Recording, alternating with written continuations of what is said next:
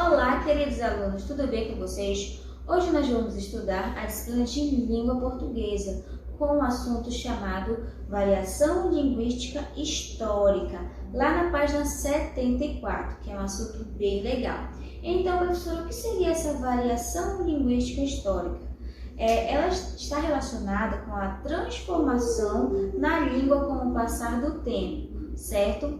Essas variações da língua, elas podem ocorrer de acordo com a época vivida pelo falante, sendo possível perceber o português arcaico do português moderno, porque muitas palavras elas acabam caindo em desuso. Por exemplo, a palavra farmácia antes era escrita com PH, hoje é escrito farmácia, ou seja, palavras escritas com PH caíram em desuso.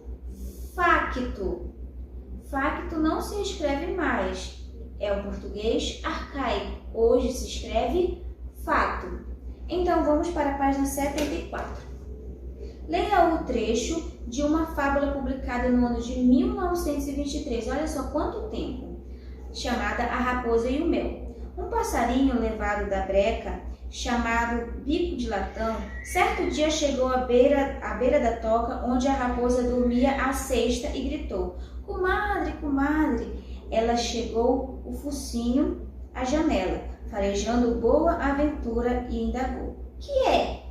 O passarinho disse apressado: "Comadre, vi agora mesmo o Zé Banguelo na venda do Fundo, carregando um burro com 2 caçoais, dentro dos quais vão 2 potes de mel de furo, do melhor. Veja se você dá um jeito de comermos essa sobremesa." A astuciosa lambeu os beiços e saiu de rabo erguido pelo mato, a toda pressa, já preparando o seu plano. Então, olha só, no decorrer desse texto, você observou algumas palavrinhas que hoje não se escrevem mais, porque elas caíram em desuso. Uma coisa nós podemos perceber, esse texto foi escrito muito tempo atrás, em 1923, nós já estamos em 2021, olha só quanto tempo. Sabendo disso, vamos para a página 75. Questão de letra D. Na letra D, assinale com um X a palavra que poderia substituir levado da breca sem alterar a característica do passarinho. Ele é um passarinho forte, triste ou travesso. É um passarinho travesso. Questão de número 2. A seguir, releia 3 palavras retiradas da fábula: ela, janela e mato.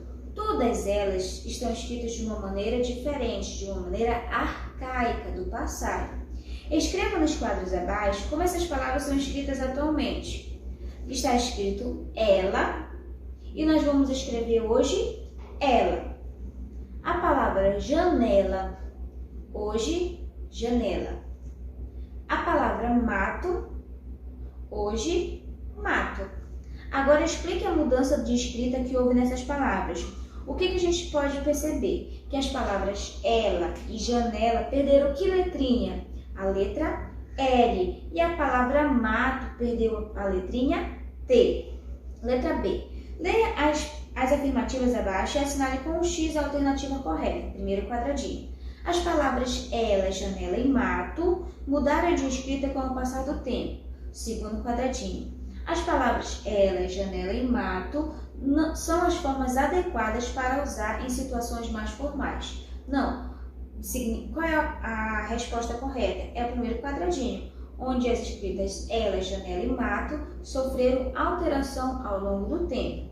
Então, vamos completar o texto. A transformação da língua com o passar do tempo é chamada de variação linguística histórica, certo? Então, você vai completar.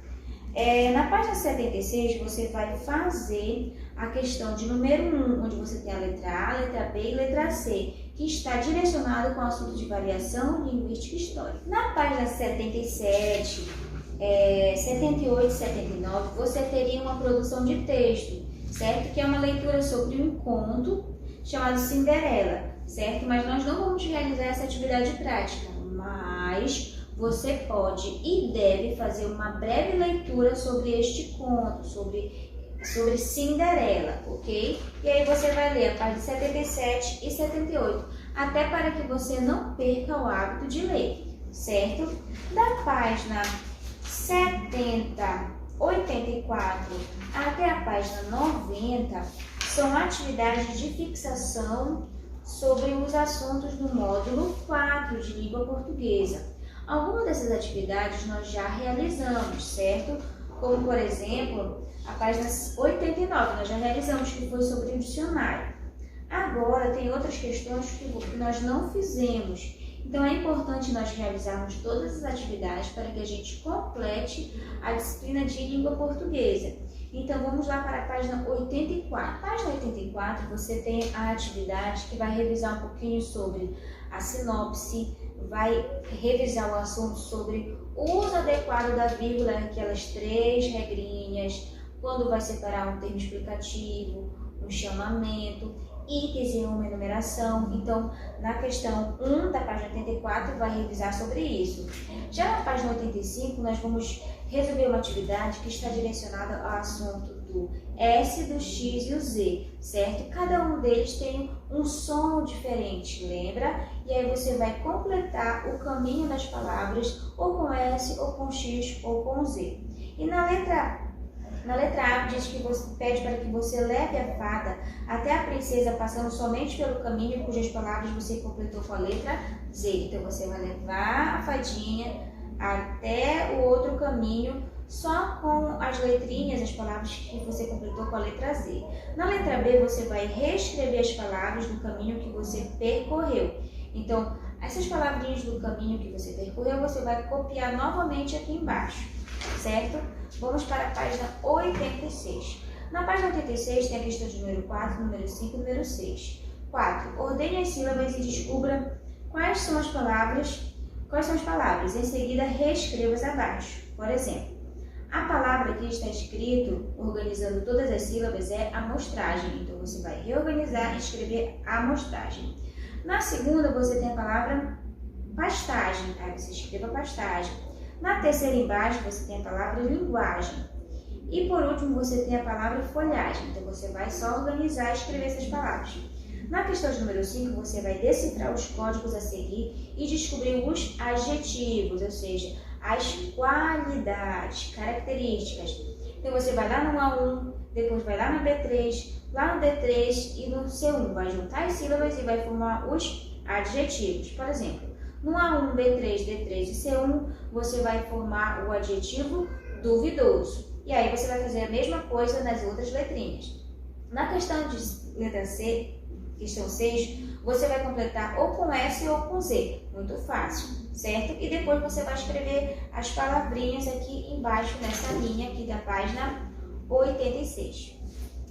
Na página 87, você tem a questão de número 7, 8 e 9. 7. Vai juntar as sílabas da mesma cor e descobrir palavras terminadas com isar com Z e isar com S. Depois vai escrever embaixo. Muito fácil. Vai juntar todas as cores verdes, vai juntar todas as cores amarelas, vai juntar todas as cores azuis e vai formar palavrinhas.